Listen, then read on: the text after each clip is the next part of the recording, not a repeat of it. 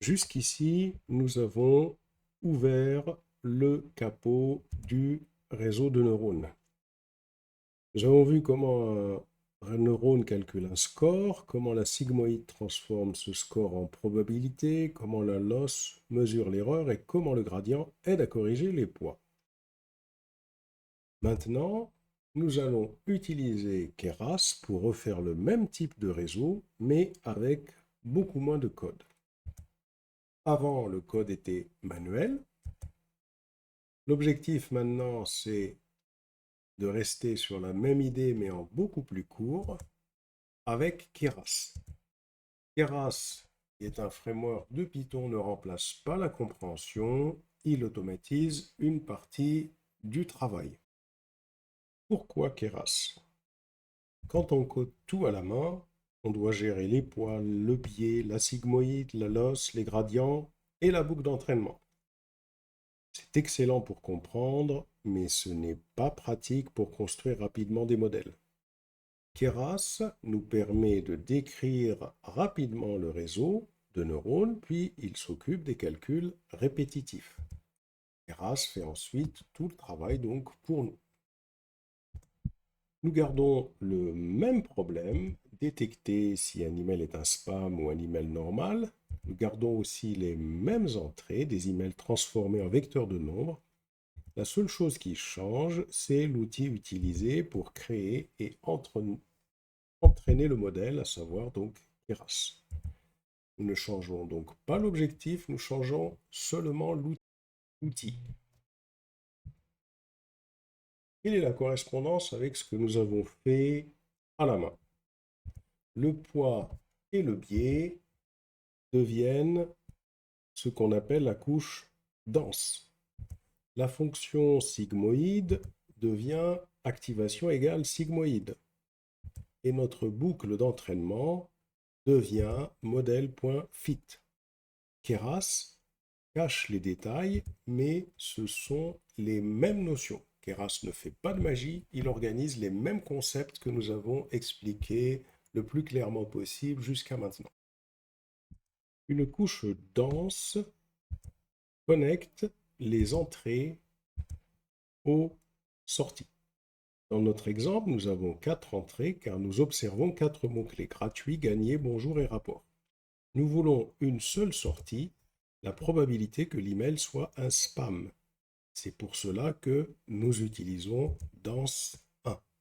Dans notre cas, dense 1 correspond à un seul neurone de sortie. Avant d'entraîner un modèle Keras, on doit le compiler. Compiler signifie dire à Keras comment apprendre. On choisit un optimiseur, c'est-à-dire une méthode de correction des poids. On choisit une loss, c'est-à-dire une manière de mesurer l'erreur. Et on peut choisir une métrique comme accuracy pour suivre le pourcentage de bonnes réponses. Compiler, c'est donner à Keras les règles de l'entraînement. La méthode fit lance l'entraînement. On donne à Keras les entrées X et les bonnes réponses Y et le nombre d'époques. Keras répète ensuite la boucle prédire, mesurer l'erreur, corriger les poids et recommencer. C'est la même boucle prédire, mesurer, corriger, recommencer telle que nous l'avions expliqué. On va créer une cellule et ici, la première des choses, on va d'abord importer NumPy. Ensuite, nous importons Keras. Et comme Keras, on importe les layers. Ensuite, on va définir un tableau qui va contenir les emails, comme on l'a toujours fait, c'est-à-dire qu'on définit notre dataset, email et label. Voilà. Une fois qu'on a défini nos emails, on va se positionner ici pour pouvoir définir nos mots-clés. on définit maintenant, juste après les emails, le tableau qui va contenir les mots-clés. Voilà, donc nos données de départ comme ce qu'on avait explicité précédemment. Alors maintenant, on va redéfinir la méthode qui permet de convertir un email vers un tableau numérique. Et donc, ça ici, on va définir la méthode def email vers vecteur, on lui passe email. Et là, on va avoir un return 1 si le mot est dans l'email, sinon un 0 pour le mot s'il n'est pas dans l'email. Ensuite, une fois qu'on a fait ça, on va créer notre tableau NumPy grand X qui va contenir les tableaux qui vont représenter les valeurs numériques de ces emails, comme on l'avait fait précédemment. Alors, on va afficher X, toujours. On affiche Y, juste après. Et surtout, on affiche la shape de X et la shape de Y pour être certain qu'on a les formes appropriées pour pouvoir continuer à travailler. Donc, on exécute, patiente un petit moment. Et donc, ça devrait nous afficher notre tableau X, notre tableau Y, et puis également la forme de ces deux tableaux X et Y. On patiente un petit moment. Là, comme on peut voir ici, on a bien X, les 4 vecteurs correspondant aux 4 emails, Y pour les labels, la forme de la matrice X, 4 sur 4, et la forme de la matrice Y. Donc là, c'est parfait. Maintenant, on va pouvoir commencer à créer notre modèle. Alors, pour créer le modèle, on va tout simplement écrire modèle égale keras.sequential. Donc, on crée le modèle. Alors, sequential, ça signifie que les couches sont placées les unes après les autres. On lui indique à l'intérieur un certain nombre de paramètres.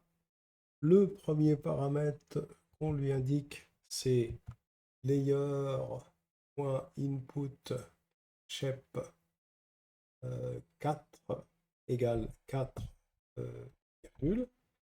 Cette propriété, shape4, signifie que chaque email est représenté par 4 nombres. Donc ça, c'est la signification. Et on lui passe également un autre paramètre, layer dense 1, activation égale sigmoïde, ici, comme on le définit à ce niveau-là. Alors, dense égale 1 avec sigmoïde, comme on le voit ici avec activation égale sigmoïde, ça signifie qu'on souhaite avoir une sortie entre 0 et 1. Voilà donc pour la définition de notre modèle. On va se positionner après la définition pour pouvoir poursuivre. On affiche ensuite un résumé de notre modèle avec modèle.summary. Quand j'exécute, si je descends un petit peu plus bas, ici on a comme sortie output shape un paramètre qui va être une probabilité. Et on a 5 paramètres d'entraînement, possède 4 poids et un biais. Donc, notre modèle Keras est bien défini et on va pouvoir continuer juste en dessous ici, dans la même cellule. Alors maintenant, puisqu'on a le modèle, on a défini nos entrées, nous allons compiler le modèle avec l'instruction modèle.compile, auquel on va passer un paramètre optimiseur égale keras.optimiseur.sgd learning underscore rate égale 0,5. Donc là, ça nous rappelle le learning rate que l'on avait défini. SGD est tout simplement une méthode simple de correction des poids. Ensuite, on va définir la loss.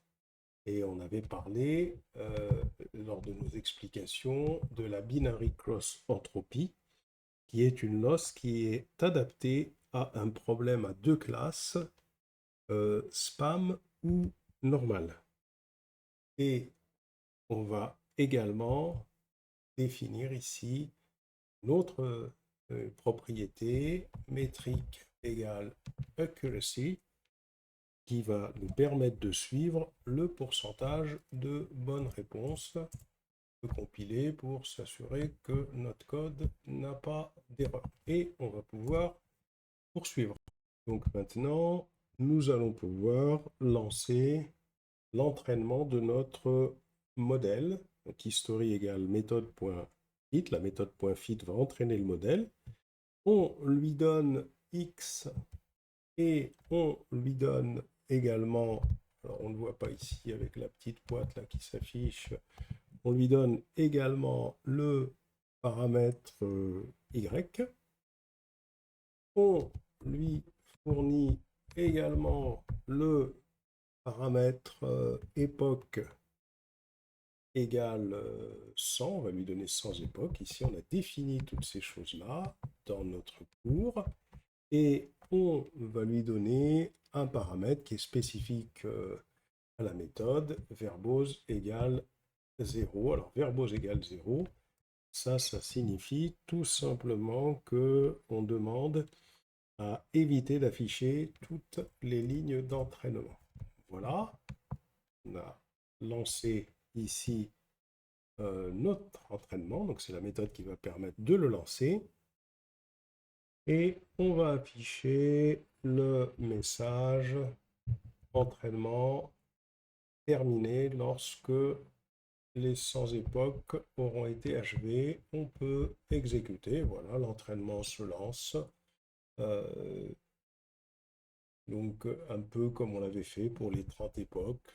Voilà, donc là, on a notre code qui a été entraîné. Ensuite, après l'entraînement, ce qu'on va faire, on va tester le modèle. Pour tester le modèle, on va, pour chaque email, on va reconstruire notre vecteur. Donc, for email label in email, on va reconstruire notre vecteur associé au modèle et on appelle modèle.predict. Et modèle.predict, on lui passe le x, donc notre email en valeur numérique qui représente notre modèle, verbose égale 0 pour pas qu'il y ait trop d'informations qui apparaissent, et puis on demande à afficher uniquement la valeur l'indice 0, puisque c'est un tableau que l'on obtient. Ensuite, on va calculer la classe. La classe va être égale à spam si la proba est supérieure à 0,5, sinon c'est normal, ça on avait déjà expliqué. Et enfin, on va imprimer donc cet email, print email, avec la proba et la classe. On exécute. Voilà. À l'issue de notre entraînement, avec les poids qui auront été calculés, on obtient les résultats ici. Gagner un cadeau gratuit 0,979, c'est un spam, c'est bien le cas. Bonjour, voici le rapport 0021, c'est normal. Urgent gratuit gagné maintenant, c'est 0,979, c'était bien un spam. Bonjour, réunion rapport projet 0021, et c'était un email normal. voilà, donc là on vient de tester notre modèle avec nos données d'entraînement. On peut tester sur un nouvel email, c'est-à-dire un email qui n'a encore jamais été vu. Pour ça, on va définir ce nouvel email, gratuit, gagné maintenant par exemple. On va convertir ce nouvel email en un vecteur numérique. On va calculer la probabilité en faisant appel à un modèle.predict et on va imprimer ce nouvel email et on va voir est-ce que le modèle nous fait une bonne prédiction par rapport à quelque chose qu'il n'a jamais vu. On exécute et après avoir exécuté, donc on patiente un petit moment, ici, alors je ne le vois pas, ah oui, je ne l'ai peut-être pas affiché, il faut peut-être l'afficher. Alors, si je ne l'affiche pas, c'est vrai qu'il ne va pas apparaître, donc on va l'afficher. Print, un nouvel email,